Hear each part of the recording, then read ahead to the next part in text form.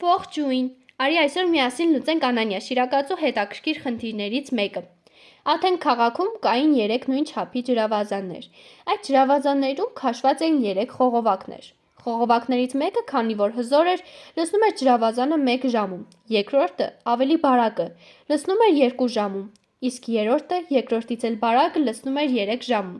Իմացիր, թե ժամի որ մասում են խողովակները լցնում ջրամբարը, եթե դրանք միացված են։ Լուծում. 1 ժամում առաջին խողովակը լցնում է ջրավազանի 1/1/3 մասը։ 1 ժամում երկրորդ խողովակը լցնում է ջրավազանի 1/2 մասը։ 1 ժամում երրորդ խողովակը լցնում է ջրավազանի 1/3 մասը։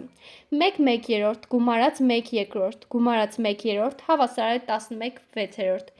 1-ն էլ բաժանելով 11/6 կստանանք 6/11։ Ժամի 6/11 մասում խողովակները լցնում են ջրամբարը։